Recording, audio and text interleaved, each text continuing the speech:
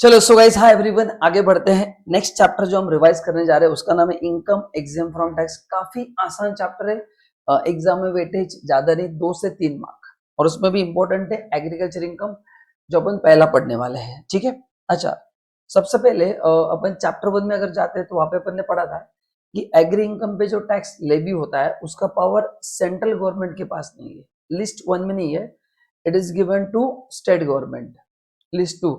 But at present किसी भी state में हिम्मत नहीं है कि वो फार्मर के ऊपर इनकम टैक्स लगाए, इसलिए एग्रीकल्चर इनकम क्या है, एग्जेम्प्ट है। बट अगर कुछ कंडीशंस फुलफिल होती है जो अपन ने रेगुलर क्लास में डिस्कस किया, तो फिर उसको कंसिडर किया जाता है ना, to decide tax on non agri income. तो उसका अपन न्यूमेरिकल भी करेंगे। तो सबसे पहले एग्री इनकम मानने के लिए 2 इंपॉर्टेंट कंडीशन है। लैंड आपका इंडैम होना चाहिए, अर्बन या रूरल लैंड होना चाहिए, and use for agri purpose. तो ये तो दोनों कंडीशन फुलफिल होते हैं कि वो अर्बन एग्रीकल्चर लैंड होना चाहिए या रूरल एग्रीकल्चर, एंड वो एग्री पर्पज के लिए भी यूज होना चाहिए, तो ही वो एग्री इनकम माना जाएगा। Now what is rural agriculture land? अपने देखा था डिस्टेंस एंड पॉपुलेशन का क्राइटेरिया है ना, 2 से अप टू 2 किलोमीटर, 2 to 6 है ना, ऐसा 8, तो पॉपुलेशन 10 लाख 1 लाख उसके हिसाब से। तो वो मेन नोट्स में से पढ़ लेना। अभी अपन रिवीजन मोड में ना, तो वापस वो डेफिनेशन डिस्कस नहीं करूंगा। सो बेसिकली लैंड इंडैम होना चाहिए and use for agri purpose. Agri purpose में 2 है, one is basic operation and दूसरा है सब्सिक्वेंट ऑपरेशन। बेसिक ऑपरेशन मतलब आप आग बंद कर लो, एंड जब भी आप सोचते हैं कि खेती बाड़ी का मतलब क्या, what is meaning of agriculture, तो that picture comes to your mind कि लोग खेती बाड़ी कर रहे, काम कर रहे हैं, मस्तफिकी नहीं, बहुत डिफिकल्ट काम है वो, आप में तो कर भी नहीं पाएंगे। तो वो जो इनकम होगा है ना, वो जो काम होगा वो होगा basic operation. And what is subsequent operation? To preserve the produce, क्योंकि एग्रीकल्चर कमोडिटी जो है वो दोस्तों पेरिशेबल इन नेचर है, ठीक है ना। तो काफी बार वो बनने के बाद आप तक जब पहुंचता है, उसमें अगर खराब हो गया तो ना कोई खरीदेगा, तो उसके ऊपर कुछ प्रोसेस किया जाता है ताकि उसका क्वालिटी मेंटेन रहे, वो प्रोडक्ट खराब ना हो। तो to make it fit for the sale in the market, तो वो जो प्रोसेस है उसको बोलते हैं सब्सिक्वेंट। तो अगर आप बेसिक ऑपरेशन करते हो तो एग्री इनकम है, सब्सिक्वेंट है ओनली तो एग्री इनकम नहीं है, बेसिक प्लस सब्सिक्वेंट है तो एग्री इनकम है। ठीक है। तो एग्री इनकम होने के लिए बेसिक चाहिए या फिर basic plus subsequent. If you are doing only subsequent operation then वो एग्री इनकम नहीं कहलाएगा, वो एग्री इनकम नहीं कहलाएगा। ठीक है। देखो, income from only subsequent operation are not treated as agri income, तो इतना आपको ध्यान में रखना है। नाउ एग्री इनकम में क्या कहता है? पहला, रेंट एंड रेवेन्यू, मतलब मैंने मेरा एग्रीकल्चर लैंड आपको यूज करने को दिया है, आप एग्री पर्पज के लिए यूज कर रहे हैं, तो आप जो मेरे को रेंट दोगे मेरे लिए वो एग्री इनकम होगा। ठीक है। वो आपके लिए भी होगा as a tenant because you are using it for cultivation, and as a landlord मैंने वो लैंड एग्री पर्पज के लिए लेट आउट किया है, तो फिर वो एग्री इनकम होगा। सो मतलब क्या क्या आपको ध्यान में रखना है कि आप हो लैंडलॉर्ड, आपने क्या किया, लेट आउट किया एग्रीकल्चर लैंड। अगर एग्री पर्पज है या फिर होगा non agree purpose,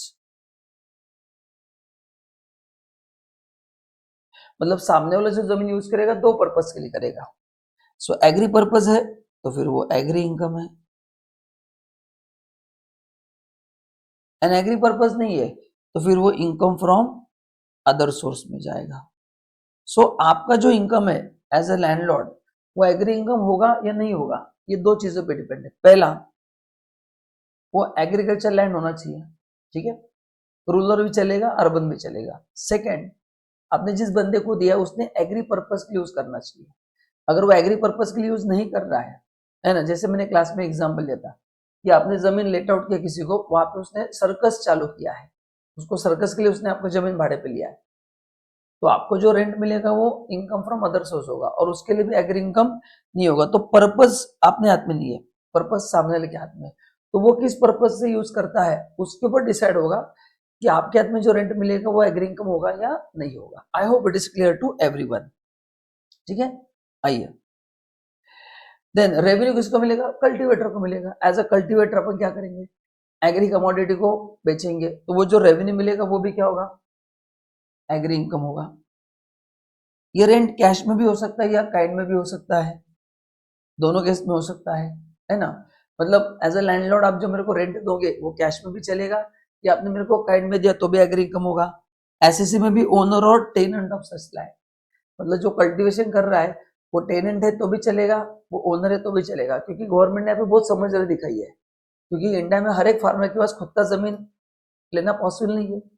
and there are many farmer they are poor, तो ये जमीन इतना कहाँ से लाएंगे। तो उनके भले के लिए गवर्नमेंट ने मस्त प्रोविजन बनाया कि जो कल्टीवेटर है वो खुद का जमीन है या उसने रेंट पे लिया, उसके लिए एग्री इनकम होगा, बट कब, ऊपर के दो कंडीशन। इसलिए मैंने दो कंडीशन ऊपर दी है, ये आपको बार बार अप्लाई करना है। जब तक ये कंडीशन फुलफिल होता रहेगा आपका इनकम एग्री होता रहेगा। Then income derive from such land on sale made by, पहले रेंट रेवेन्यू था, सेल कौन करेगा, या तो कल्टीवेटर करेगा या तो receiver of rent in kind. आपने जिसको जमीन दिया है वो एग्रीकल्चर प्रोड्यूस को बेचेगा, या फिर आपको जो रेंट इन काइंड मिला है आप उसको बेच दोगे तो भी एग्री इनकम होगा, क्योंकि आपको मिलते समय अगर एग्री इनकम है रेंट इन काइंड, तो बेचते समय भी एग्री इनकम होगा। एंड हाँ, विदाउट कैरिंग एनी प्रोसेस, कौन से प्रोसेस करना है, सब which are required to make it fit for the market, मतलब उसका प्रोडक्ट का फॉर्म चेंज नहीं करना है। मतलब क्या बोलना चाहते, सुनो, मेरे को रेंट मिला है as a rent in kind, मैं लैंडलॉर्ड हूँ, मैंने एग्री पर्पज के लिए जमीन आपको दिया है, आपने मेरे को 100 kg ऑरेंजेस दिए as a rent in kind, ठीक है, तो मिलते समय एग्री इनकम है। मैंने उसको एज इट इज बेच दिया तो भी एग्री इनकम है। दूसरा, मैंने ऑरेंज के ऊपर प्रोसेस किया, सो कौन सा process, to make it fit for the sale in the market, मैंने ऑरेंजेस को ऑरेंज जूस नहीं बनाया, उसका फॉर्म चेंज नहीं किया है, अगर वो उसी फॉर्म में रहता है तो मैं जो भी प्रोसेस करके भी बेचूंगा तो भी वो एग्री इनकम माना जाएगा। एंड नेक्स्ट है farm house building. Farm house आपने जो जगह रेंट पे दिया उसमें फार्म हाउस भी रेंट पे दिया है, तो फार्म हाउस को जो इनकम मिलेगा वो भी एग्री इनकम होगा, बट कब, उसके लिए कुछ कंडीशन है कि वो फार्म हाउस आपके लैंड के नियर बाय एरिया में होना चाहिए, इमीडिएट विसिनिटी मतलब नियर बाय एरिया, वो ऐसे डिफाइन नहीं है, केस लॉ के हिसाब से वेरी होता है, बट स्टोन लेवल पे नियर बाय होना चाहिए। एंड लास्ट आपको लर्न करना है ड्वेलिंग हाउस, मतलब क्या, उसको एज अ एग्री पर्पज के लिए यूज करना है, स्टोरेज हाउस यूज करना है, मतलब वहां पे आप क्रॉप्स को स्टोर कर सकते हैं, पैकिंग कर सकते हैं, ग्रेडिंग कर सकते हैं, एग्रीकल्चर रिलेटेड एक्टिविटी कर सकते हैं। हाँ, वहां पे आपने किसी को रहने को दिया फिर वो एग्री इनकम नहीं होगा, ऐसा पार्टली है तो पार्टली एग्री इनकम होगा एंड पार्टली बिजनेस इनकम होगा। तो ये फार्म हाउस का पर्पज देखना पड़ेगा, पार्टली तो उसको स्प्लिट किया जाएगा, ठीक है। ओके, नाउ अभी example agri income, income from sale of jute, cotton, flower, remuneration and interest on loan, capital to partner, तो एज अ पार्टनर आपको जो इंटरेस्ट ऑन लोन मिलेगा या इंटरेस्ट ऑन कैपिटल मिलेगा एग्री इनकम होगा। Sapling जो nursery में grow होता है वो भी एग्री इनकम है। इंश्योरेंस कंपनी से आपको जो कॉम्पेंसेशन मिलता है, जैसे गवर्नमेंट का स्कीम है क्रॉप इंश्योरेंस, आपने सुना रहेगा, तो उससे जो पैसा मिलेगा वो भी एग्री इनकम है, no need to pay tax. So कौन से एग्री इनकम नहीं है, salary to employ agri income नहीं है, poultry, dairy, fishery, rearing of life stock, interest to money lender, आपने साहूकार को बैच दिया है क्योंकि आपने इससे लोन लिया है तो उसका एग्री इनकम नहीं होगा।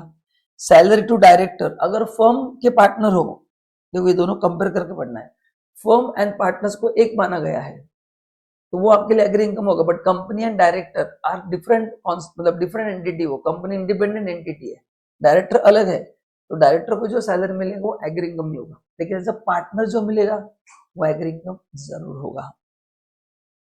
डिविडेंड, मैंने ऐसे कंपनी के स्टॉक लिए जो एग्रीकल्चर में काम करते हैं, तो दोस्तों कंपनी के लिए एग्री इनकम है, तो जो एसएसी है ना, जो कल्टीवेटर है उसके लिए एग्री इनकम है, उसने बाद में जिन लोगों को पैसा दिया उनके लिए एग्री इनकम नहीं होगा। जैसे मेरे क्लाइंट है जो फार्मर है, अब उनको मैंने रिटर्न फाइल कर दिया तो मेरे को जो फीस मिलेगा बोलो वो एग्री इनकम होगा क्या, नहीं होगा, उनके लिए एग्री इनकम होगा, मेरे लिए एग्री इनकम नहीं होगा। Agriculture income on outside India, Japan में आपने खेती बाड़ी की है, income from other source. Trees and grass grown spontaneously without human efforts का मतलब क्या है, जैसे आपका जमीन है वहां पे नेचुरली कुछ ट्री ग्रो होते हैं, नेचर उसको ग्रो करता है, तो उसमें नारियल के झाड़ है, 100 नारियल आपको दिख गया, अरे भगवान ने बेनिफिट, भगवान ने ग्रो कर दिए, नेचर, भगवान मतलब नेचर, तो आपने नारियल तोड़ के बेच दिए तो फिर वो एग्री इनकम नहीं होगा क्योंकि वहां पे बेसिक ऑपरेशन मिसिंग है। ये सही बात है, इसे गवर्नमेंट को कैसे पता चलेगा, नहीं पता चलेगा, प्रैक्टिकली सब बोलेंगे एग्री इनकम से मेरी मेहनत का पैसा है, बट स्टिल थ्योरेटिकल पे ध्यान में रखना है, कि अगर ऐसा कोई जगह है जहाँ पे बेसिक ऑपरेशन मिसिंग है, बस भगवान नेचर ने उसको ग्रो किया है ना। काफी जगह पे होता है रूरल एरिया में बहुत सारे झाड़ रहते हैं, देखो मैंगो वगैरह, आप ट्रेकिंग पे जाते हैं तो you get lot of fruits different different, आप उसको मजे में खाते भी हो, तो वो उसने निकाल के बेच दिया, तो एग्री इनकम नहीं होगा। Profit on sale of standing crops, ये भी एग्री इनकम नहीं होगा। स्टैंडिंग क्रॉप मतलब रेडीमेड, मैंने आपका जमीन भी लिया है और उसमें क्रॉप्स भी है जिसका बेसिक ऑपरेशन आपने किया है, बस मैंने कट करके बेचा है। स्टैंडिंग क्रॉप मतलब जो रेडी है, बेसिक ऑपरेशन आपने किया, मैंने आपसे खरीद लिया एज इट इज, जमीन और वो क्रॉप्स दोनों साथ में, अभी मेरे हो गए, तो पहले मैं क्या करूंगा, पैसा बनाऊंगा, फटाक से कट करके मैंने बेच दिया, तो वो एग्री इनकम नहीं होगा। एंड फिल्म शूटिंग के लिए मैंने, है ना, दिल वाले दुनिया ले जाएंगे, उसका गाना देखो, खेतों में शूट हुआ था, हाँ, वो शूटिंग के लिए मैंने दिया है, तो वो भी एग्री इनकम नहीं होगा, तो उसको एक बार पढ़ के रखना है। नाउ नेक्स्ट अपने को पढ़ना है अपॉर्चनमेंट ऑफ एग्री इनकम। कुछ ऐसे एक्टिविटी है जहां पे पूरा प्रोडक्ट, ये एग्री प्रोडक्ट नहीं, उसमें मशीन प्रोसेस है एंड 100% वो प्रोड्यूस नहीं है, there is some machine process involve, तो जितना मशीन प्रोसेस इन्वॉल्व है उस प्रोसेस को बिजनेस इनकम माना गया है, और ये परसेंटेज गवर्नमेंट ने फिक्स किया है, तो आपको लर्न करना है। जैसे पहला है rubber, rubber growing and manufacturing दोनों आप कर रहे हैं, मतलब खाली मैन्युफैक्चरिंग नहीं, वर्ड ध्यान से पढ़ना है, growing and manufacturing, rubber grow भी आपको करना है, उससे रबर भी आपको बनाना है। अगर ऐसा आप काम कर रहे हैं तो 35% बिजनेस इनकम होगा, 65% एग्री इनकम होगा। कॉफी ग्रोन एंड क्योर्ड है 25, 75, coffee grown cured roasted and grounded additional दो प्रोसेस है, तो 40 एंड 60, एंड अगर टी है तो वाघ बकरी चाय 40 एंड 60, तो इस परसेंटेज में डिवाइड होगा। बट वर्ड ध्यान से होना कि ग्रोइंग सब जगह पे होना जरूरी है, यहाँ पे भी टी में क्या होना चाहिए, ग्रोइंग, है ना, वो है। अब बोलेंगे सर हम बाहर चाय पत्ती खरीदते हैं बिग बाजार, उनके लिए एग्री इनकम है क्या, नहीं, क्योंकि they are not the grower of the tea. Tata tea के लिए है, टाटा टी के खुद के चाय के बागान है, वहां पे चाय पत्ते ग्रो करते फिर वहां से चाय पाउडर बनाते हैं, उनके लिए होगा। सो इन सभी केसेस में आपको खुद बेसिक रॉ मटेरियल बनाना है। अगर मैं किसी से चाय पत्ते लेके खाली बना रहा हूं तो मेरे लिए एग्री इनकम नहीं होगा, तो ये स्प्लिट किसके लिए होगा, you must be into business of growing also, तो ही होगा, ठीक है, ये परसेंट ध्यान में रखना है। अब इसमें होता क्या है, बच्चे परसेंटेज लर्न करते हैं, बाद में भूल जाते हैं कौन सा बिजनेस का कौन सा एग्री का है, तो ये हिंट दे रहा हूं, हायर परसेंटेज एग्री का है। कौन सा है, हायर जो परसेंटेज वो क्या है, एग्री का है, हायर परसेंटेज क्या है, एग्री का है वो। नाउ अगर एग्री इनकम में से लॉस हो गया तो बिजनेस लॉस माना जाएगा, and like a business loss वो 8 साल तक कैरी फॉर होगा, है ना, बट ठीक है अगर लॉस होता है तो ठीक है। Now next point number 5, agri produce use as a raw material. Agri produce use as a raw material का मतलब क्या है, कि मैंने क्लास में एग्जांपल दिया था कि आपका ही शुगर केन का फील्ड है और आपका शुगर फैक्ट्री भी है, तो आपने इसको यहाँ पे यूज किया है, यूज्ड एज रॉ मटेरियल, आपने इसको यूज किया एज अ रॉ मटेरियल, आपने इसको यूज किया एज अ रॉ मटेरियल।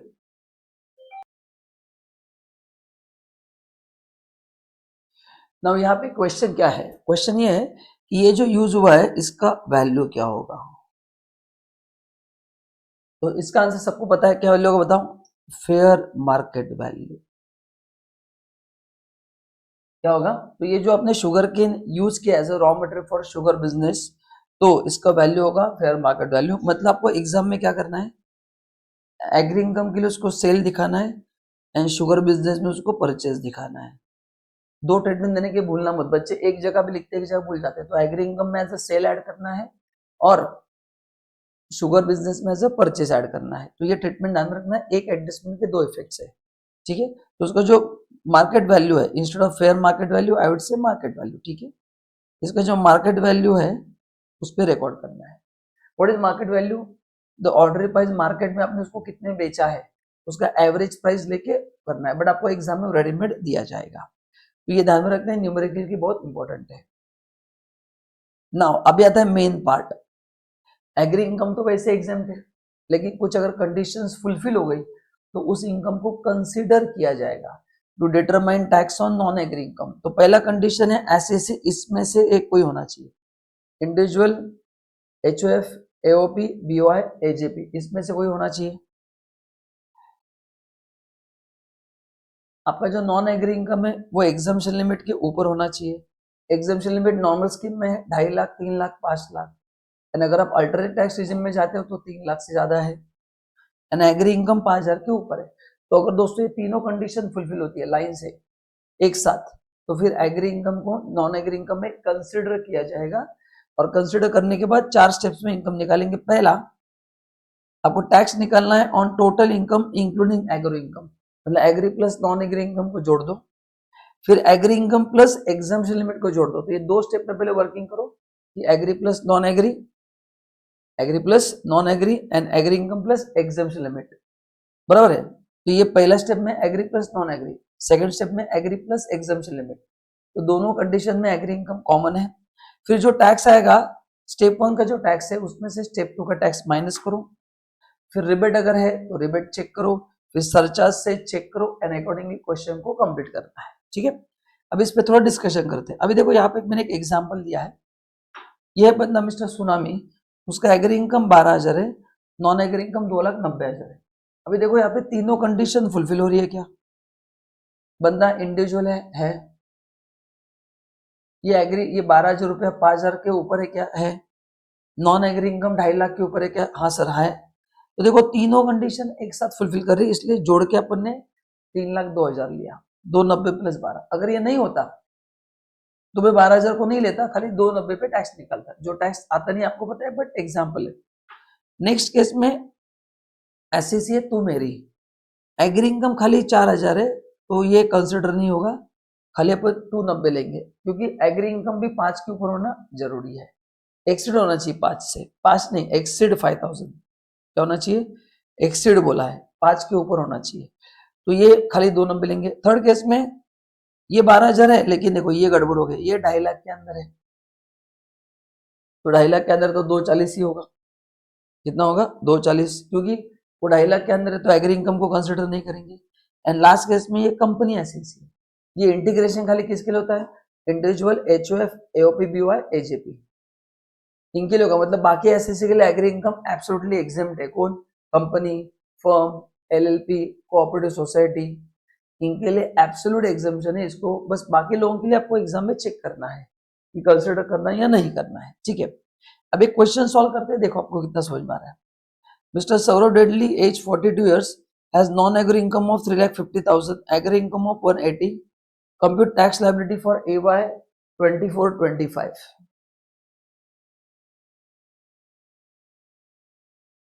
देखो अभी अपन यहाँ पे चेक करेंगे। पहला, सौरभ इंडिविजुअल है, non agri income 3.5 lakh, 2.5 lakh के ऊपर है, एग्री इनकम 180, 5,000 के ऊपर है, तो इंटीग्रेशन होगा। तो अपन क्या करेंगे, फटाफट शॉर्टकट में सॉल्व करते हैं। बताइए, सबसे पहले आप क्या करेंगे? Step 1, agri plus non agri income, so 3.5 lakh plus 180, so tax on 3.5 lakh plus 1.8 lakh, तो ये होगा 5,30,000, बराबर है। अब इस पे अपन टैक्स निकालेंगे, सो अप टू 2.5 नील। सो 2.5 क्यों लिया? क्योंकि उसका एज 42 दिया है।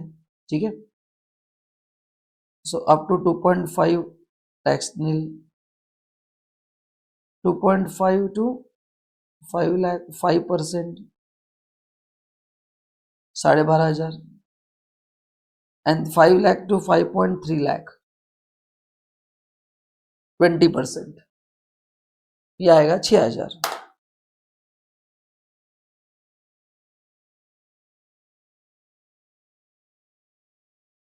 तो आपका स्टेप 1 का आंसर कितना आ गया? 18,500 आ गया। स्टेप 2 पे क्या करेंगे अपन? Tax on agri income plus exemption limit 2.5 lakh, so कितना थे बताओ? 2.5 लाख प्लस 1.8 लाख, 4,30,000, इस पे टैक्स निकालते हैं। तो ये एग्जाम में ऐसे स्टेप्स करना है और 2-3 मार्क्स के सिंपल क्वेश्चंस आते हैं, पूरे मार्क्स लेके आना है। यहाँ पे भी आप क्या लिखोगे, up to 2.5 there is no tax, 2.5 lakh to 4.3 lakh, 5%, तो कितना आ रहा है, 4,30,000 माइनस 2,50,000 इंटू 5%, 9,000।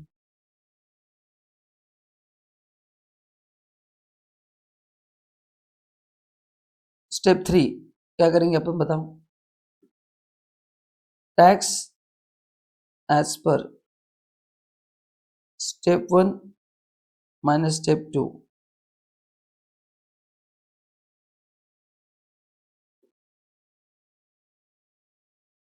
यह आएगा 9,500। या तो कोई प्रॉब्लम, अभी मेन कंफ्यूजन जो होगा सर रिबेट के लिए क्या करना है। अभी देखो टोटल इनकम जब देखेंगे तो 5,30,000 है, rebate is only on taxable income, तो एग्जाम इनकम को कंसिडर मत करो। तो एग्जाम इनकम छोड़ के जो बचा हुआ इनकम है ये वाला, is it below 5 lakh, yes, तो आपको रिबेट मिलेगा। What is the learning point, rebate निकालते समय एग्री इनकम को कंसिडर नहीं करना है, वो छोड़ के 5 लाख के अंदर होना जरूरी है। तो रिबेट कितना मिलता है, plus rebate under section 87A।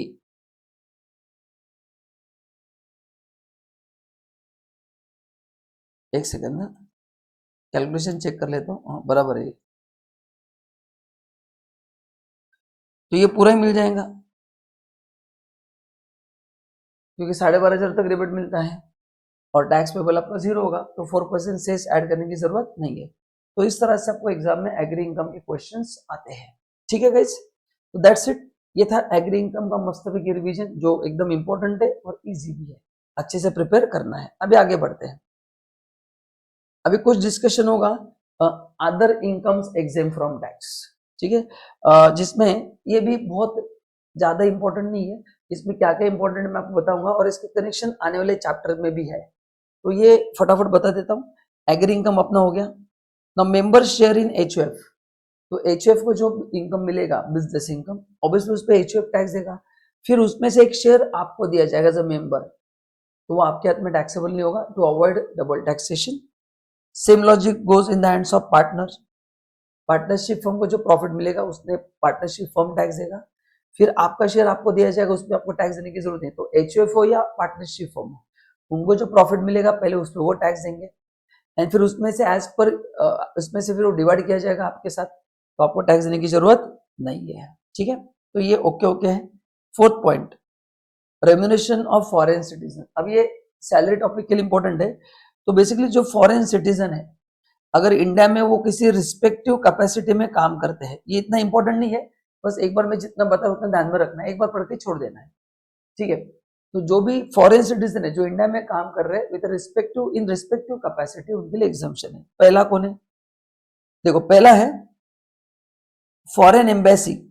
Simple बताता हूँ, यूएस एम्बेसी इंडिया में जॉब कर रहे हैं और अपने भी एम्बेसी वहां पे जॉब कर रहे हैं, तो यूएस एम्बेसी जो यहाँ पे जॉब कर रहा है, अभी याद करो अपन ने रेसिडेंट स्टेटस में क्या पढ़ा था, सैलरी ड्यू कहाँ पे होता है, बोलो सैलरी ड्यू कहाँ पे होता है, जहाँ पे आप सर्विस परफॉर्म करते हैं। तो सैलरी तो इंडिया में सर्विस परफॉर्म हुआ है, तो टेक्निकली लोग काम तो इंडिया में कर रहे हैं, लेकिन इनका सैलरी एग्जेम्प्ट है। बट कब, आपने जो लोग सिमिलर कैपेसिटी में वहां पे काम कर रहे हैं, तो अपने को उनका सैलरी उनको एग्जेम्प्ट करना पड़ेगा, वही दिया है, exempt in that country corresponding official. तो जो फॉरेन एम्बेसी इंडिया में काम कर रहे हैं, वैसे इंडियन एम्बेसी बाहर काम कर रहे हैं, तो उस कंट्री में जो लोग, लेट्स से आपके सिंगापुर में है, तो सिंगापुर में जो अपनी एम्बेसी है, अगर उनका सैलरी वहां पर टैक्सेबल नहीं होगा, तो सिंगापुर के जो ऑफिशियल एम्बेसी इंडिया में है, इंडिया में भी उनका सैलरी टैक्सेबल नहीं होगा, इंडिया में भी उनका सैलरी टैक्सेबल नहीं होगा, दोनों तरफ होगा वो। तो उन्होंने अगर टैक्स लिया तो अपन भी टैक्स लेंगे, क्योंकि टेक्निकली वो जॉब इंडिया में कर रहा है और सैलरी ड्यू इंडिया में हो रहा है। सेकेंड, आप किसी फॉरेन कंपनी के एम्प्लॉय हो, ठीक है, बट कौन सी कंपनी, जिसका इंडिया में कोई बिजनेस नहीं है, मतलब एप्पल की बात नहीं हो रही है, माइक्रोसॉफ्ट की बात नहीं हो रही है, ठीक है, उनका ऑलरेडी इंडिया में बिजनेस है, टेस्ला की बात नहीं हो रही है, तो ऐसे कोई फॉरेन कंपनी है जिसका एम्प्लॉय इंडिया में कुछ रिसर्च करने के लिए आया कंपनी के लिए, उनका कोई इंडिया में बिजनेस नहीं है, तो 90 दिन तक अगर वो इंडिया में रहता है तो उसका सैलरी टैक्सेबल नहीं होगा, क्योंकि जॉब तो इंडिया में कर रहा है। फिर मन में क्वेश्चन होगा सर 91 डेज हो गए तो दोस्तों 91 डेज हो गए तो पूरा सैलरी 91 डेज का टैक्सेबल होगा, एग्जैक्टली 90 दिन है तो ही एग्जेम्प्ट है। देन आप फॉरेन शिप के एम्प्लॉय हो, अब इंडिया में आए हो, शिप जब इंडिया में आएगा तो आपको इंडिया में रहना पड़ेगा कुछ दिनों के लिए, तो पूरे साल का स्टे अगर अप टू 90 दिन है तो आपको टैक्स देने की जरूरत नहीं है, 91 डेज है तो पूरे इस पे टैक्स आएगा। एंड लास्ट है फॉरेन गवर्नमेंट का एम्प्लॉय है, मैंने कहा था क्लास में कि वो जीएसटी का ट्रेनिंग लेने के लिए आ रहा है, तो फॉरेन गवर्नमेंट ने उनके लोगों को इंडिया भेजा है कि इनको इनकम टैक्स सिखाओ, जीएसटी सिखाओ, क्योंकि उस कंट्री में उनको वैसे सिस्टम इंप्लीमेंट करना है। तो बाहर के गवर्नमेंट के लोग इंडिया में आके उन गवर्नमेंट अपने गवर्नमेंट के साथ वर्क कर रहे हैं, उनसे ट्रेनिंग ले रहे हैं, तो यहाँ पे स्टे का क्राइटेरिया नहीं है, कितने भी दिन रहो एग्जाम्प्ट है। तो पहला जो है ए एंड जी, यहाँ पे नंबर ऑफ डेज का क्राइटेरिया नहीं है क्योंकि गवर्नमेंट के लोग हैं, पूरा एग्जाम्प्ट है। बी एंड सी में एक फॉरेन एंटरप्राइज है और एक शिपिंग है, उनके लिए 90 दिन का क्राइटेरिया है। तो अगर ये सभी कंडीशन फुलफिल करते हैं तो फिर मतलब अलग अलग केसेस में तो उनको टैक्स देने की जरूरत नहीं है। जो अपना next chapter income from salary, then ये भी अपन ने पढ़ा था रेसिडेंट स्टेटस में कि अगर आप सेंट्रल गवर्नमेंट एम्प्लॉय हो, इंडिया के सिटीजन हो, इंडिया के बाहर काम कर रहे हो, तो वहां पे जो भी आपको अलाउंस परक्विजिट मिलेंगे वो इंडिया में एग्जेम्प्ट है। बेसिक सैलरी टैक्सेबल है बट अलाउंस परक्विजिट वहां पे एग्जेम्प्ट है। Next point number 6, compensation on account of disaster, मतलब क्या है, सी जैसे मानसून में ना काफी बार नेचुरल कैलेमिटीज बढ़ जाती है इंडिया में, लैंडस्लाइड हो जाता है, बाढ़ आ जाती है, क्लाउड बस्टिंग होता है ना, या फिर काफी बार हाईवे पे एक्सीडेंट्स होते हैं। अभी देखो एक्सीडेंट बढ़ते जा रहे हैं क्योंकि गाड़ियों का स्पीड बढ़ रहा है, रास्ते अच्छे बन रहे हैं, तो हर एक आदमी 100 की स्पीड से 120 की स्पीड से गाड़ी चलाता है, तो भी एक्सीडेंट बढ़ने लगे हैं। ठीक है, तो ऐसे या गवर्नमेंट की बस से कोई जा रहा है, एक्सीडेंट हो रहा है, ट्रेन का हादसा हो गया, तो जहां जहां पे आपको गवर्नमेंट ने कॉम्पेंसेशन दिया है, किसने, सेंट्रल एंड स्टेट गवर्नमेंट ने अगर कॉम्पेंसेशन दिया है, उस बंदे को देंगे या फिर उसके लीगल हेयर को देंगे अगर उस बेचारे की डेथ हो गई, ये कॉम्पेंसेशन एग्जाम्प्ट है। आप टीवी नेक्स्ट टाइम ऑब्जर्व करना, जब भी कोई रेल हादसा होता है, रेलवे मिनिस्टर अनाउंस करते हैं कि जिन बेचारों की डेथ हुई है हम उनको 2 लाख का कॉम्पेंसेशन देंगे, एंड जो बीमार जो इंजर्ड हुआ है उनको ट्रीटमेंट भी करवाएंगे और 50,000 का कॉम्पेंसेशन भी देंगे। तो ये टोटली एग्जेम्प्ट है, but if you get it from central and state government, बाकी किसी से मदद मिल जाए तो दोस्तों पूरा टैक्स देना पड़ेगा।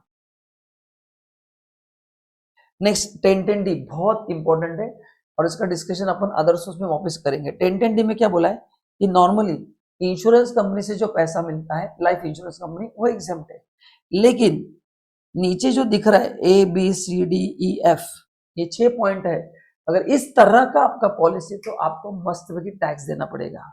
कौन सा, अगर हैंडीकैप पॉलिसी है, अपने हैंडीकैप के लिए पॉलिसी लिया और उस बेचारे की डेथ हो गई, ऐसे ऐसे की नहीं, उस बेचारे की अगर डेथ हो गई तो फिर उससे जो पैसा मिलेगा उस पर टैक्स देना पड़ेगा। कीमन इंश्योरेंस पॉलिसी, उसमें जो पैसा मिलेगा वो टैक्स देना पड़ेगा। अभी कीमन का जो पैसा है वो 3 जगह पे जाता है। कीमन मतलब कौन है, सबको पता है, ये कंपनी का बहुत इंपॉर्टेंट आदमी है जिससे डिसीजन मेकिंग का ऑर्गेनाइजेशन बहुत फायदा होता है। अगर ये नहीं रहेगा तो कंपनी का काफी नुकसान हो। अभी कीमन का 3 पार्ट में अपन प्रोविजन डिवाइड करेंगे। पहला, इसका प्रीमियम देगा एम्प्लॉयर, तो अगर उसको पैसा मिलता है तो ये एम्प्लॉय के हाथ में टैक्स, एम्प्लॉयर के हाथ में टैक्सेबल है अंडर द हेड PGPP।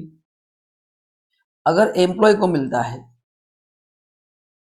तो उसके लिए वो सैलरी इनकम होगा। एम्प्लॉय को कब मिलेगा, मैंने रेगुलर लेक्चर में कहा था कि जब आप रिटायर हो जाओगे तो पॉलिसी आपको असाइन किया जाएगा, फिर आगे के प्रीमियम आप भरोगे तो पैसा आपको मिलेगा। एंड अगर उसके फैमिली मेंबर को मिलता है, फैमिली मेंबर ऑफ एम्प्लॉय, तो सर क्या होगा फिर, तो ये जाएगा इनकम फ्रॉम अदर सोर्स में।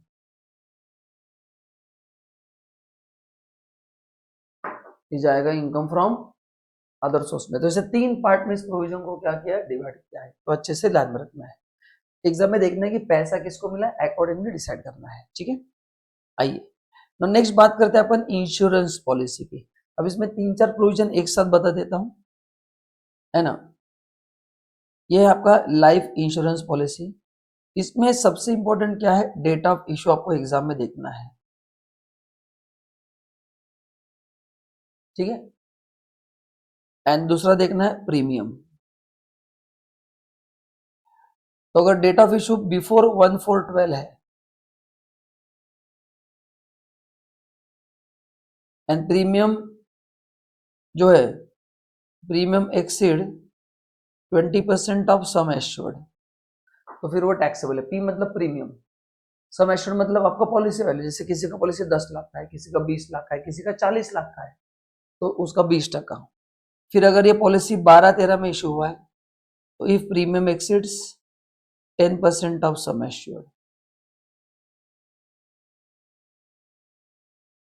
and on or after 1/4/13 है, तो premium exceed 10% of sum assured, and अगर हैंडीकैप है तो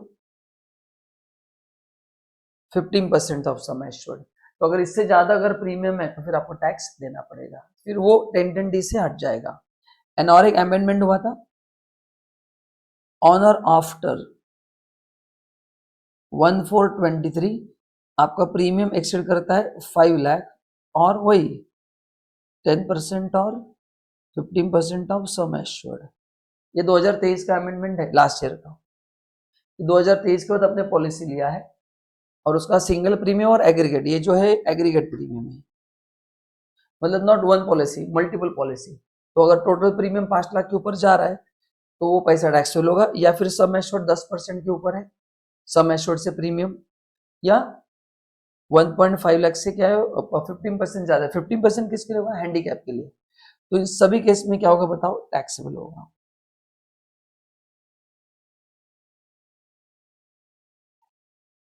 है ना, लेकिन एक एक्सेप्शन है, क्या है? अगर डेथ की वजह से पैसा मिलता है तो वो वापिस एग्जाम होगा इन सभी केसेस में। तो अगर ये सभी पैसा, भले आपका प्रीमियम 20 से ज्यादा है, 10 से ज्यादा है, 15 से ज्यादा है, बट अगर ये पैसा डेथ की वजह से मिलता है तो फिर क्या होगा? टैक्सेबल होगा, एक्सेप्ट डेथ। डेथ है तो वापिस एग्जाम हो जाएगा। तो अदर देन डेथ है तो फिर टैक्सेबल है, तो ये वहां पे सब दिया है। और ये अपन ने क्लास में भी ऐसा टेबल बनाया था, तो ये सिमिलर टेबल है, अच्छे से लर्न करना है, ठीक है। ओके, तो देखो ये दिया है मैंने, ये पहला था 31/12/12, ये 12/13, ये आफ्टर 13, ये 20%, 10%, ये 15% हो गया, ये LIC का हो गया, और ये यूलिप 20 में आ गया। यूलिप पॉलिसी कौन सा? ये अलग है इसलिए लिखा 1 फरवरी 2021 के बाद आपने लिया यूलिप, है ना, जिसका प्रीमियम 2.5 लाख से ज्यादा है, तो वो भी टैक्सेबल होगा। वो भी क्या होगा? और उसमें भी 10% का प्रोविजन आएगा, क्योंकि यूलिप में इंश्योरेंस आता है, तो 10% उधर भी अप्लाई होगा, because ULIP includes insurance plan also, तो उसमें भी 10% वगैरह सब अप्लाई होगा। तो अगर आपने यूलिप पॉलिसी लिया है 1 फरवरी 2021 के बाद, देखो यहाँ पे डेट दिया है, क्योंकि वो एक दो उस फाइनेंस एक्ट का अमेंडमेंट है वो, इसलिए वो 1 फरवरी, तो वो भी पैसा आपके हाथ में क्या होगा? टैक्सेबल होगा। तो ये सब अच्छे से आपको लर्न करने की, कहाँ का भी पैसा टैक्सेबल होगा, एंड डेथ की वजह से तो वो एग्जाम्प्ट हो जाएगा। Next, Sukanya Samriddhi account, this is the scheme for girl child. तो गर्ल चाइल्ड के लिए पेरेंट्स ने जो भी पैसा इन्वेस्ट किया है उनको 80 में बेनिफिट मिलेगा, उसका इंटरेस्ट एग्जेम्प्ट होगा यहाँ पे, और जो इसमें से विड्रॉल जो होगा वो भी एग्जेम्प्ट होगा। तो इस चैप्टर के लिए 2 ही पॉइंट है कि सुकन्या समृद्धि अकाउंट से आप जो पैसा निकालोगे वो भी एग्जेम्प्ट है, उसका इंटरेस्ट भी एग्जेम्प्ट है ना। आप जो डिपॉजिट करोगे आपको उसको 80 में डिडक्शन भी मस्त पैकी मिल जाएगा। Next, 10-12A national pension scheme, ये गवर्नमेंट का स्कीम है जहां पे आप और आपके एम्प्लॉयर ये दोनों पैसा कंट्रीब्यूट करते हैं फॉर योर रिटायरमेंट, ठीक है। अब इसमें से जब पैसा विड्रॉ करोगे तो 2 तरह से विड्रॉ कर सकते हैं। पहला है आपने पूरा स्कीम बंद कर दिया, जिसको बोलते हैं क्लोजर और ऑप्ट आउट। पूरा बाद में आप डिपॉजिट नहीं करोगे, स्कीम बंद करके पूरा पैसा निकाला, तो टोटल जितना अमाउंट होगा उसका 60% एग्जेम्प्ट होगा, 40% टैक्सेबल होगा। तो सपोज आपको 18 लाख रुपए मिला, 18 लाख का 60% एग्जेम्प्ट होगा, 40% टैक्सेबल। एंड 12B है पार्शियल विड्रॉल, मतलब आपको पूरा पैसे नहीं चाहिए, थोड़ा ही पैसा चाहिए, पार्शियल विड्रॉल चाहिए। तो प्रोविजन क्या बोलता है, ध्यान से सुनना, 25% of contribution made by him, ऊपर जो 60% है ये टोटल अमाउंट का है, यहाँ पे जो 25% है, मैंने अभी कहा था इसमें आपका भी कंट्रीब्यूशन है, एम्प्लॉयर का भी, और उसमें इंटरेस्ट भी है। तो जो आपका कंट्रीब्यूशन है उसका 25%, पूरे का 25% नहीं, आई रिपीट, उस फंड में आपने, उस स्कीम में आपने जो भी पैसा डिपॉजिट किया, लेट्स से 4 लाख आपका है, 4 लाख एम्प्लॉयर का है, तो आपके 4 लाख का 25%, 1 लाख रुपए तक ही एग्जाम्पशन होगा। उसके ऊपर जो भी पैसा निकालोगे वो टैक्सेबल होगा। अच्छे से लर्न करना है। नेक्स्ट 10-12 अग्निवीर कॉर्पस स्कीम, तो इसमें एम्प्लॉयर आपके लिए जो भी पैसा कॉन्ट्रीब्यूट करेगा वो आपके हाथ में एग्जाम्प्ट है।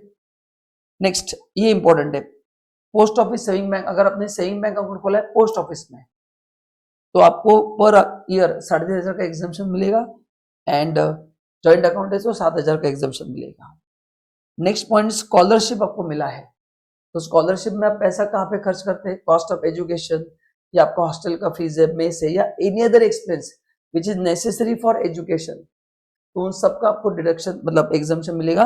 एंड द मजे की बात क्या है, कुछ अमाउंट अगर अनस्पेंड भी है तो भी आपको उस पर टैक्स देने की जरूरत नहीं है, बट पैसा खर्च कहाँ पे करना है, एजुकेशन पे ही करना है तो ही। Next 10-17 daily allowance to MP and MLA, तो एमपी एमएलए को जो अलाउंस मिलता है वो टोटली एग्जेम्प्ट है ना, तो इसमें पढ़ने की जरूरत नहीं है, वो अपने लिए बहुत महत्वपूर्ण काम कर रहे हैं, तो एमपी एमएलए को जो भी मिलते हैं वो एग्जेम्प्ट है।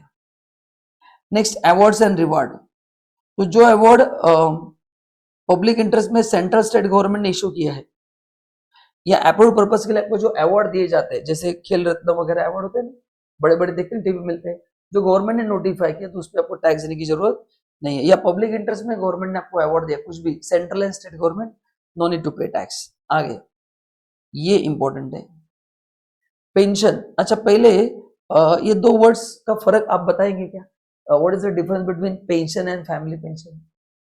तो एसएससी खुद जो आपको पेंशन मिलेगा वो होगा नॉर्मल पेंशन, मतलब एसएससी को मिल रहा है, अनफॉर्चुनेटली एसएससी की डेथ हो गई तो एसएससी की डेथ का पेंशन किसको मिलेगा, फैमिली मेंबर को मिलेगा, तो उनके लिए उसको बोलते हैं फैमिली पेंशन। ठीक है, तो ये जो मंथली पेंशन है, अगर आप गैलेंट्री अवार्ड विनर्स हो तो टोटली एग्जेम्प्ट है। Who are the gallantry award winners, जिनको परमवीर चक्र, महावीर चक्र, वीर चक्र है ना, या अदर गैलेंट्री अवार्ड्स, एग्जाम में वर्ड गैलेंट्री आ सकती है, इन्होंने देश के लिए बहुत बड़ा काम किया है, खुद की जान की बाजी लगाई है। These are the brave people जो अपने लिए वहां पे लड़ रहे हैं ताकि अपन यहाँ पे सुखी से रह पाए, सेफ रह पाए, तो इनको जो पेंशन दिया जाता है वो टोटली एग्जेम्प्ट है। ठीक है, और इसमें फैमिली पेंशन भी इंक्लूड है, मतलब इनको रिटायर होने का जो मंथली पेंशन मिलेगा एंड डेथ होने के बाद जो फैमिली को पेंशन मिलेगा, absolutely exempt, no need to pay 1 rupee tax. अभी बात करते हैं फैमिली पेंशन, अभी जो प्रोविजन पढ़ाऊंगा उसमें फैमिली पेंशन की बात हो रही है, मतलब उसमें मिलने वाला मंथली पेंशन टैक्सेबल है। आई रिपीट, जहां पे मैं वर्ड आ रहा है फैमिली पेंशन मतलब क्या है, यहाँ पे जो मंथली पेंशन मिलेगा वो टैक्सेबल है। किनको मिल रही है, विडो और children of nominated heirs of the member of arm force, तो आर्म फोर्स के जो एम्प्लॉय है, पैरामिलिट्री फोर्सेज जो है ऑफ यूनियन, मतलब सेंट्रल गवर्नमेंट की आर्मी, ना आपकी मेरी पर्सनल आर्मी, जहां पे पैसा डेथ की वजह से मिला है, वो डेथ कब होना चाहिए, ये मेरे को बुरा लगता है। ऑपरेशनल ड्यूटीज, मतलब जो आर्म फोर्स के मेंबर है, पैरामिलिट्री फोर्सेस है, उनका ड्यूरिंग ऑपरेशन अगर डेथ हो जाती है तो मिलने वाला फैमिली पेंशन एग्जेम्प्ट किया है। नॉर्मल पेंशन तो ऑलवेज टैक्सेबल है ना, उनकी अगर डेथ होती है तो मिलने वाला फैमिली पेंशन क्या है, एग्जेम्प्ट है।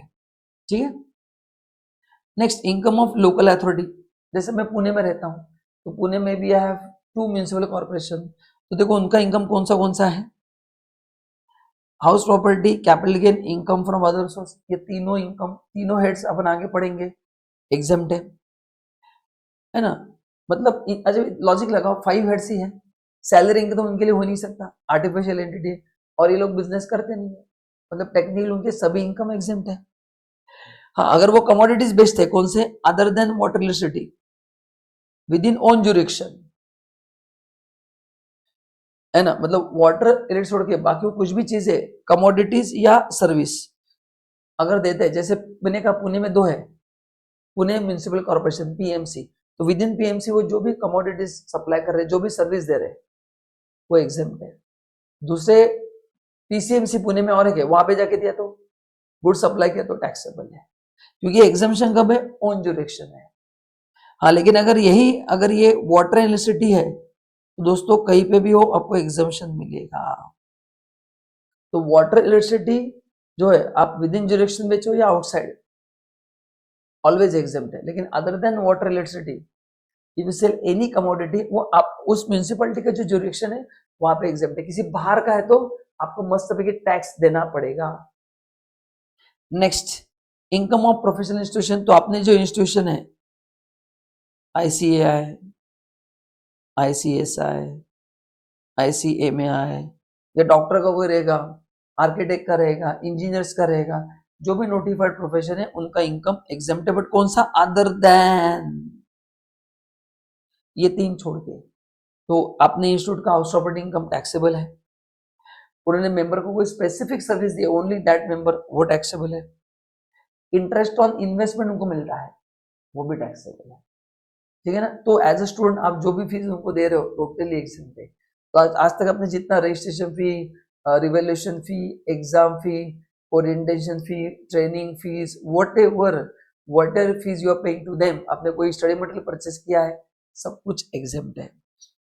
बट कंडीशन क्या है? एस्टेब्लिश इन इंडिया होना चाहिए। हाँ, मतलब जो ICFAI है,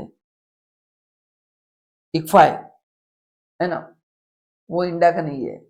तो जो बाहर के इंस्टीट्यूशन उनको टैक्स देना पड़ेगा, अपने इंस्टीट्यूशन को एग्जेम्प्ट है। एंड इसका पर्पस क्या है? ये पैसा उन्होंने यूज कहाँ पे करना है? जो उनका ऑब्जेक्टिव है बच्चों को फेल करना, कभी कभार ज्यादा फेल करना, है ना, रिजल्ट को चैलेंजिंग बना देना, 10% के ऊपर किसी को आगे नहीं जाने देना। तो उस काम के लिए अगर वो पैसा खर्च करते रहेंगे तो एग्जेम्पशन बना रहेगा। नेक्स्ट, इनकम ऑफ सिक्किमीज, तो अगर आप सिक्किम के इंडिविजुअल हो तो विद इन सिक्किम आपको मिलने वाला हर एक इनकम एग्जेम्प्ट है, हर एक इनकम एग्जेम्प्ट है विद इन सिक्किम। तो आप सिक्किम गए सपोज घूमने के लिए, आपने वहां पे होटल लिया, उसका ओनर सिक्किमीज है, एग्जेम्प्ट। आपने टूरिस्ट गाइड हायर किया, वो भी सिक्किम का है, एग्जेम्प्ट। आपने मस्त दबा के खाना किया, वो ओनर सिक्किमीज है, एग्जेम्प्ट, है ना। आपने वहां पे गाड़ी हायर की साइड सीइंग के लिए, एग्जेम्प्ट। तो within Sikkim, as a Sikkim आपको जो भी इनकम मिलेगा एग्जेम्प्ट है। एंड आउटसाइड अगर है तो दो ही एग्जेम्प्ट है, डिविडेंड एंड इंटरेस्ट, है ना। बाकी within Sikkim everything is exempt. Outside Sikkim interest and dividend interest ही क्या है? एग्जेम्प्ट है। ठीक है। अभी लोग करते क्या थे, जो नॉन सिक्किमीज है, they used to marry with Sikkimese woman, है ना, to claim the exemption.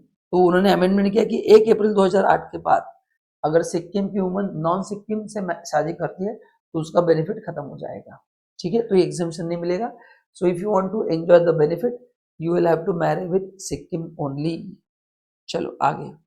Next, income of minor, जिनका एज बिलो 18 है तो उनको मिलने वाला इनकम जो है वो पेरेंट्स की इनकम में ऐड होता है।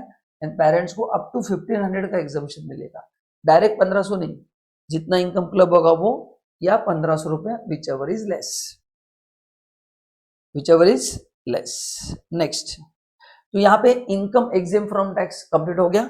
अभी लास्ट अपने एक छोटा सा टॉपिक पढ़ना है, SEZ, स्पेशल इकोनॉमिक जोन। कभी कभी एग्जाम में क्वेश्चन आता है, तो पहले व्हाट इज SEZ, है ना, it's a cluster of all export oriented unit. तो जब भी मैं SEZ बोलूंगा आपका फोकस एक्सपोर्ट पे शिफ्ट होना चाहिए। तो जितने भी लोग इंडिया से एक्सपोर्ट करते हैं गवर्नमेंट उनको एक जगह पे रख लग दिया, तो उसको बोलते हैं SEZ जोन। तो ऐसा कोई एरिया है जो अंडर डेवलप्ड है तो वहां पे गवर्नमेंट SEZ जोन डिक्लेयर कर देती है, क्योंकि इनकम टैक्स बेनिफिट्स है, GST नहीं है। ये अपन देखेंगे GST में, तो एक्सपोर्ट करेंगे तो इनकम टैक्स नहीं, GST नहीं, और बाकी बहुत सारे बेनिफिट्स है, बट वो टैक्स रिलेटेड इसलिए मैं आपको नहीं बता रहा हूँ। तो ये सब पाने के लिए सब लोग वहां पे आते हैं, बिजनेस करते हैं, फिर वो एरिया डेवलप होता है, वहां पे एम्प्लॉयमेंट खुल जाता है ना। इंडिया में फॉरेन करेंसी आता है, एक्सपोर्ट करेंगे तो GDP ग्रो होता है, बाहर के लोग इंडिया में आके एक्सपोर्ट करते हैं, वो फायदा होता है। तो for to gain this economic advantage government ने एसेड का कॉन्सेप्ट लाया 2004 में। ठीक है, तो देखते क्या क्या कंडीशन है। तो इसमें आपको बिजनेस करना है, कौन सा? मैन्युफैक्चरिंग प्रोडक्शन ऑफ आर्टिकल या सर्विस। बट प्रॉब्लम क्या है, आप सबको पता है अपन रिवीजन मोड में, उसका पीरियड खत्म हो गया है, 2021 लास्ट डेट था। तो 2005 से 2021 तक जिन लोगों ने ये बिजनेस स्टार्ट किया, कौन सा? मैन्युफैक्चरिंग प्रोडक्शन ऑफ आर्टिकल और export of service subject to condition given below, उनका इनकम एग्जेम्प्ट होता रहेगा। उनका इनकम क्या होता रहेगा? मस्त भी एग्जेम्प्ट होता रहेगा। अभी यहाँ पे गुड्स के बारे में ध्यान रखना है कि मैन्युफैक्चर प्रोड्यूस करना है, ट्रेडिंग करना अलाउड नहीं है। You will have to manufacture over there, you will have to produce over there, then it is possible, otherwise it is not possible. Now क्या क्या कंडीशन है, पीरियड मैंने बता दिया। दूसरा कंडीशन है कि ये जो आप ऑर्गेनाइजेशन स्टार्ट करोगे ना, एग्जिस्टिंग ऑर्गेनाइजेशन को बंद करके नहीं करना है, उसको स्प्लिट करके नहीं करना है। नहीं तो लोग क्या करेंगे, मैं नॉन एसीजेड से मैं एसीजेड में आ जाऊंगा, उसमें खाली मेरा फायदा होगा, देश का फायदा होगा क्या? नहीं, वही एम्प्लॉय यहाँ पे शिफ्ट हो जाएंगे, वही मशीन यहाँ पे शिफ्ट हो जाएंगे, टर्नओवर उतना ही रहेगा, है ना, बस। तो खाली आपका फायदा होगा भाई, देश का फायदा नहीं होगा। इसलिए गवर्नमेंट ने कहा कि अब वहां पे बिजनेस सेम रहेगा, अब वहां पे नया यूनिट स्टार्ट करो, एग्जिस्टिंग यूनिट को स्प्लिट मत करो, ठीक है। हाँ, बिल्डिंग पुराना चलेगा, बिजनेस नया सेटअप होना चाहिए। बिजनेस भी सेम चलेगा but it should be new setup, उसको उठा के मत लेके आओ, फिर आपका फायदा नहीं होगा। देन उसमें जो प्लांट एंड मशीन यूज करोगे वो सेकेंड हैंड यूज नहीं करना है, आपको नए खरीदना है, क्योंकि आप जब नए मशीन खरीदोगे तो भी तो एम्प्लॉयमेंट बढ़ेगा ना, तभी आपको नए लेबर लगेंगे, एक्सपोर्ट बढ़ेगा, प्रोडक्शन बढ़ेगा, सब बढ़ेगा।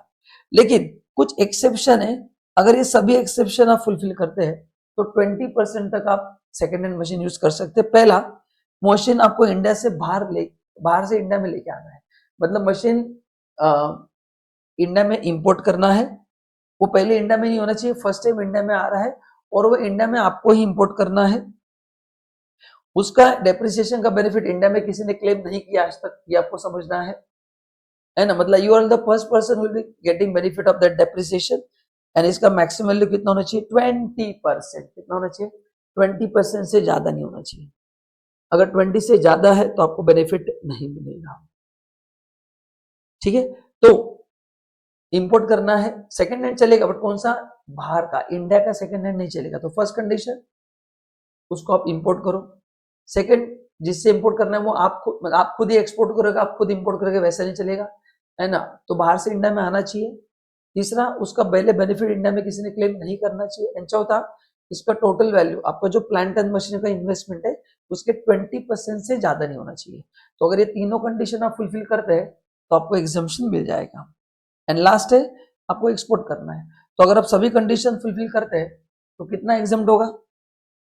आपके बिजनेस का profit upon total turnover into export turnover. तो ये क्रॉस मल्टीप्लिकेशन है ना। क्या है क्रॉस मल्टीप्लिकेशन? जैसे सपोज मैं बोलता हूं कि मेरा टोटल टर्नओवर है 100 करोड़, उसमें प्रॉफिट हुआ है 39 करोड़, उसमें से एक्सपोर्ट टर्नओवर इज 30 करोड़।